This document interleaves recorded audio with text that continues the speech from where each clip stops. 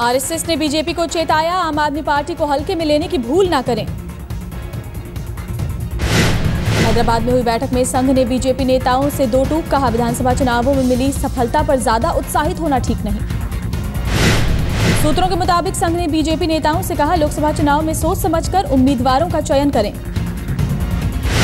लोकसभा चुनाव से पहले घर घर कैंपेन करने का लक्ष्य पूरा नहीं होने से भी संघ चिंतित, बैठक में इस पर भी हुई चर्चा।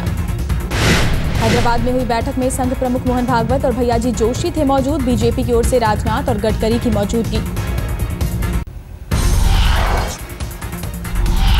एमएनएस के मुखिया राज ठाकरे ने मोदी पर बोला हमला, कहा पीएम उम्मीदवार बनने के बाद सीएम की कुर्सी छोड़ें। राज ठाकरे ने कहा अब मोदी पीएम पद के उम्मीदवार हैं, इसलिए उन्हें मुख्यमंत्री पद से इस्तीफा दे देना चाहिए। राज ठाकरे का मोदी पर वार, कहा अपनी रैलियों में पीएम उम्मीदवार सिर्फ गुजरात की तारीफ करते हैं। राज ठाकरे का बयान, पीएम उम्मीदवार बनने के बाद अब मोदी को हर जगह गुजरात का गुणगान नहीं करना चाहिए। राज ठाकरे ने कहा मोदी ने गुजरात में जिस तरह का काम किया है वो उसके लिए उनका सम्मान करते हैं। बीजेपी का राज ठाकरे को जवाब, सीएम पद की कुर्सी कब छोड़नी है ये फैसला लेने में मोदी सक्षम। शिवसेना ने भी राज ठाकरे पर साधा निशाना, कहा राज हमेशा शिवसेना की भाषा बोलते हैं, हमने काफी पहले कहा था मोदी देश के मुद्दों पर ध्यान दें। प्रवासी भारतीय सम्मेलन में मोदी ने प्रधानमंत्री पर ली चुटकी, कहा पीएम ने सही कहा था, जल्द ही अच्छे दिन आने वाले हैं। बीजेपी के पीएम उम्मीदवार मोदी ने कहा मुझे भी पूरा विश्वास, अच्छे दिन वाकई जल्द आएंगे, निराश होने की जरूरत नहीं। हो सकता है 4-6 महीने इंतजार करना पड़े, लेकिन मेरा विश्वास है कि अच्छे दिन आने वाले हैं। मोदी ने प्रवासी भारतीयों को बताया अनुभव और बुद्धिमत्ता का खजाना, कहा उनके अनुभवों का इस्तेमाल हो तो बढ़ेगी देश की ताकत। सम्मेलन में पहुंचे मोदी ने कहा प्रवासी भारतीयों को सिर्फ निवेश के नजरिए से ना देखा जाए। विदेश मंत्री सलमान खुर्शीद का राहुल राग, कहा हमने राहुल गांधी को मान लिया है अपना नेता। पीएम पद के लिए राहुल की उम्मीदवारी पर बोले सलमान खुर्शीद, कहा घोषणा कब होती है इससे फर्क नहीं पड़ता। जब हमने राहुल जी को नेता माना है तो राहुल जी की सहमति से जो निर्णय लिया जाएगा उसकी घोषणा होगी, और जब घोषणा होगी तब हम उसका स्वागत करेंगे। ये किसी घोषणा की हमको प्रतीक्षा नहीं की आवश्यकता नहीं है। सलमान खुर्शीद का बयान, राहुल सोनिया और मनमोहन तीनों हमारे नेता, प्रियंका अगर पार्टी में योगदान दें तो फायदा होगा। आम आदमी पार्टी की लोकप्रियता पर पूछे सवाल पर बोले खुर्शीद, कहा आम आदमी पार्टी हमारे लिए चुनौती नहीं। कोल घोटाले में पहली बार सुप्रीम कोर्ट में सरकार ने मानी गलती, अटॉर्नी जनरल ने माना आवंटन में कुछ गलत हुआ। सुप्रीम कोर्ट में अटॉर्नी जनरल ने कबूला और बेहतर ढंग से हो सकता था कोल ब्लॉक का आवंटन।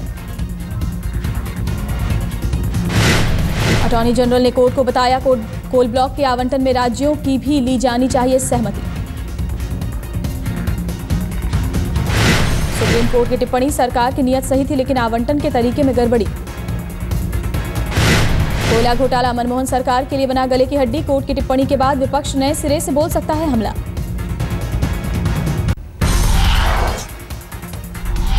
कोलगेट मामले में सुप्रीम कोर्ट में अटॉर्नी जनरल के बयान पर बोली बीजेपी, क्या अब सीबीआई प्रधानमंत्री से पूछताछ करेगी? कीमतों को लेकर तेल कंपनियों की मनमानी पर लगे गिरोह, सीएजी तेल कंपनियों का ऑडिट करेगी। सूत्रों के मुताबिक सीएजी ने पेट्रोलियम मंत्रालय को लिखी चिट्ठी, कीमतें निर्धारित करने को लेकर मांगा ब्यौरा। कीमतें बढ़ाने पर कंपनियां किस तरह लेती हैं फैसले, ऑडिट में ये जानने की भी होगी कोशिश।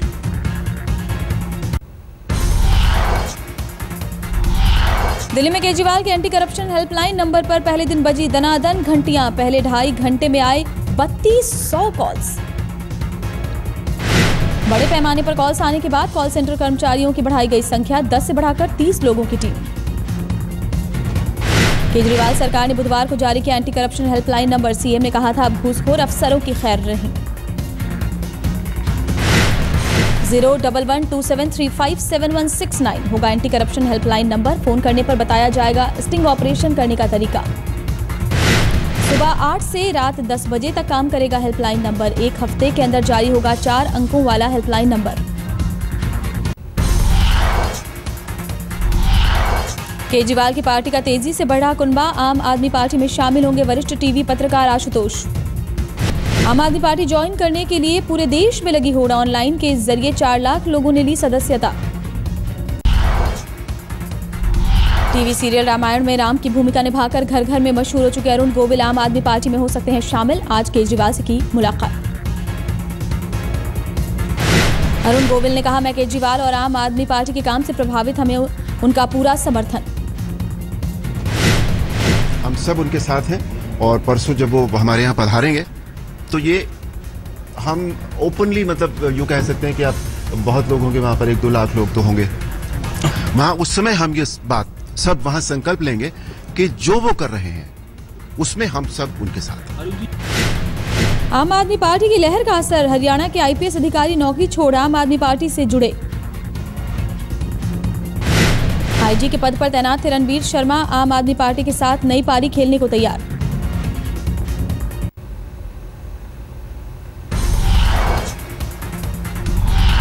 दिल्ली के शिक्षा मंत्री को मिला नया सरकारी आवास, मयूर विहार फेज 1 में 2 BHK फ्लैट हुआ अलॉट। शीला दीक्षित को मिला नोटिस, 15 दिन में सरकारी बंगला खाली करने का आदेश।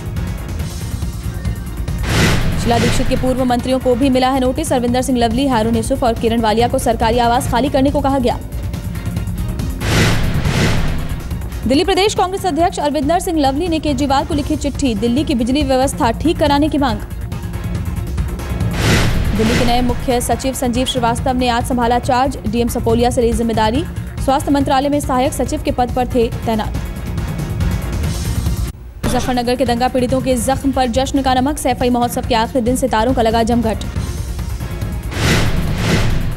मुलायम के गांव में देर रात तक थिरकते रहे सलमान, दबंग से लेकर बॉडीगार्ड तक के गानों पर किया डांस, माधुरी दीक्षित ने भी जमकर लगाए ठुमके। महोत्सव की आखिरी रात सैफई में मौजूद थे अखिलेश, सरकार के ज्यादातर मंत्री, मुख्यमंत्री अखिलेश के साथ जश्न में शरीक हुआ मुलायम का पूरा कुनबा।